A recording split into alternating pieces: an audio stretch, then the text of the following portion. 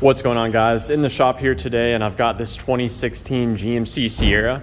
It's came in with some drivability issues and the check engine light is on, and it's really just reminded me of how terrible these aftermarket intakes are.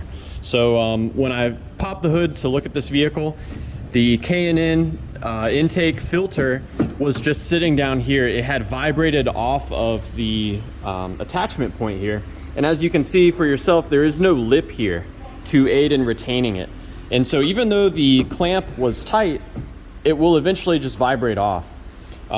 Before I reinstalled it, I wanted to clean the mass airflow sensor because the mass airflow sensor is likely contaminated, which could result in some of the drivability issues that this customer is talking about. So I've got my mass airflow sensor cleaner here. And yes, I know the best way is to actually remove the mass airflow sensor and clean it out of the intake, but I was just spraying my intake cleaner in here, my mass airflow sensor cleaner here, and I just happened to note it's leaking. So the boot is not properly sealed here, and that's something that I really wouldn't have known to look for.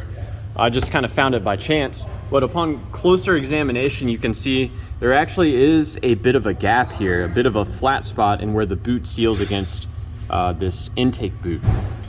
One other thing that actually my coworker pointed out to me is there's no pipe sealer on this, and you can see here this is able to unscrew, which is only significant because that means that air is able to get in through the threads. So there needs to be some sort of Teflon tape in there. I'm not sure if these K&N intake boots come with Teflon tape, but I would urge you to use Teflon tape when you install these threaded pieces into your intake here. Ultimately, I would suggest that you not buy an aftermarket K&N intake anyways. The factory intake is more than sufficient. The factory airbox is already a cold air intake unit. Really, the only thing that K&N gets you is more noise. So the truck engine will sound a little bit louder under a load. As far as the codes that it's coming in with, there are 3 of them. It's running lean, codes for running lean, P0171, P0174, and also an evap code, which may be related to how the vacuum has been ducted.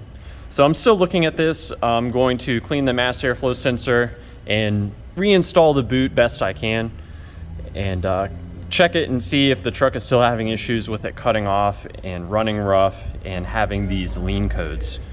But yeah, just seeing this really reminded me of how much of a waste of not only money, but just time. You know, you're getting this stuff installed on your trucks and it's just causing you issues down the road later. So yeah, let me know down below what you guys think about these K&N air intakes.